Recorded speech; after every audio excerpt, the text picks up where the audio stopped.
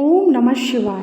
शिव भक्तों, आपका स्वागत है हमारे चैनल भक्ति कथा संग्रह में।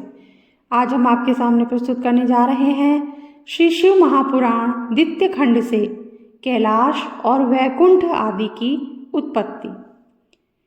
नारद से ब्रह्मा जी बोले, जब शिवजी अंतर ध्यान हो गए तब मैंने हंस का और विष्णु जी ने वाराह का रूप धारण किया। हंस की ऊपर जाने की गति निश्चित होती है और नीर क्षीर विवेक के कारण तत्व ज्ञान को जानने में तथा तत्व का निर्णय करने में समर्थ है, और वाराह की गति नीचे उतरने में निश्चल होती है। इसी रूप द्वारा विष्णु जी ने वाराह कल्प रचना चाहा था। इसी दिन से वाराह कल्प कहलाया। शिव जी का ध्यान कर मैंने सृष्टि की रचना प्रारंभ की। प्रथम जल की उत्पत्ति की, उसमें से अंजुलि भर जल ले 24 तत्वों का एक अंड बनाया।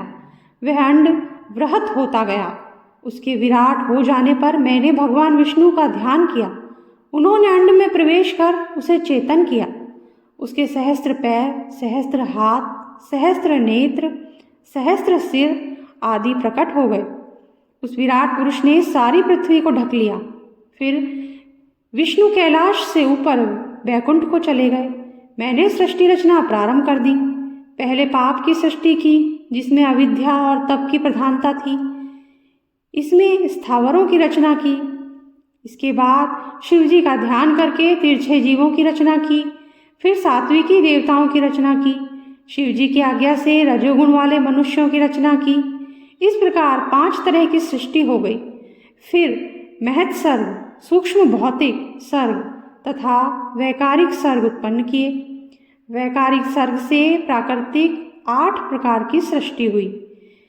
जब इसमें विकृति हुई तो नवा कुमार सर्ग उत्पन्न हुआ। फिर उपयोगी द्विगात्मक सर्ग उत्पन्न किया, जिसमें सनकादिकों का महान कौमार सर्ग उत्पन्न किया। ये मेरे मानस पुत्र कहलाए।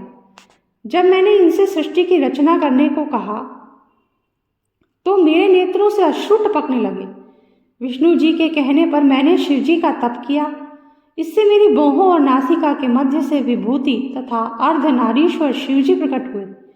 उन्हें देखकर मैं प्रसन्न हो गया।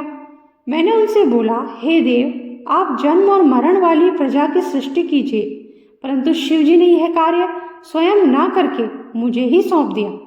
मुझे माया रहित रहने पर वरदान देकर अंतर्ध्यान हो गए। अगला है सृष्टि की उत्पत्ति। ब्रह्मा जी बोले, हे नारद, इसके बाद शब्दादि पंचभूतों द्वारा पंचीकरण करके उनसे आकाश, वायु, जल, अग्नि, पृथ्वी, पर्वत, समुद्र, वृक्ष आदि और कालक्रम से युग पर्यंत सभी कालों की रचना की तथा सृष्टि के अन्य बहुत से पदार्थों की मैंने रचना की, परंतु इससे मुझे संतुष्टि नहीं मिली। मैंने पार्वती सहित शिव जी का ध्यान कर अन्य सृष्टि के पदार्थों की रचना की।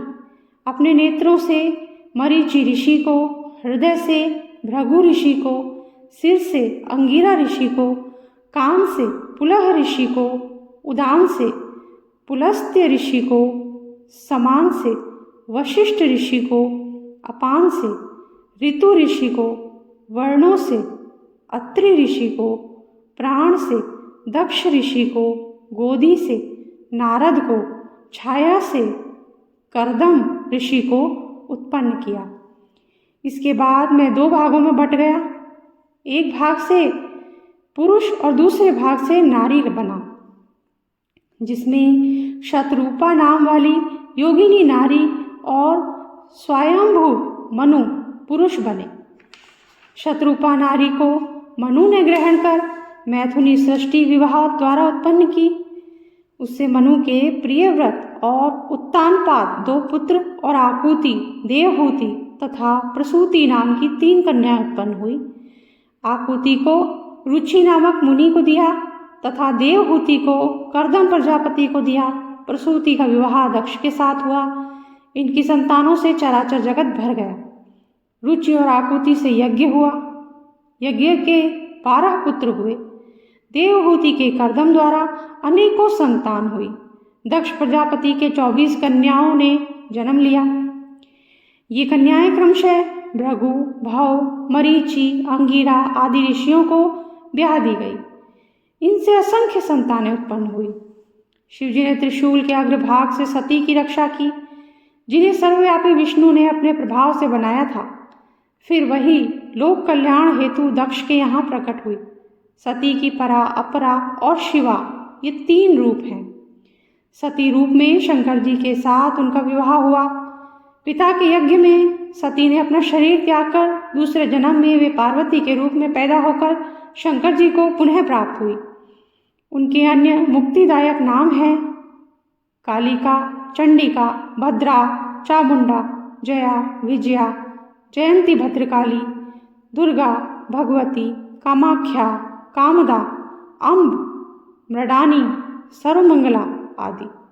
इस प्रकार हे मुनि, मैंने तुम्हें सृष्टि की रचना का वर्णन किया, जो शिवजी की आज्ञा से मैंने रची है। इसी के साथ आज का वीडियो हम समाप्त करते हैं।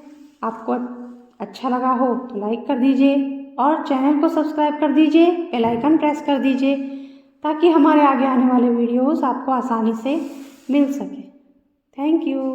जय शिव शंभू।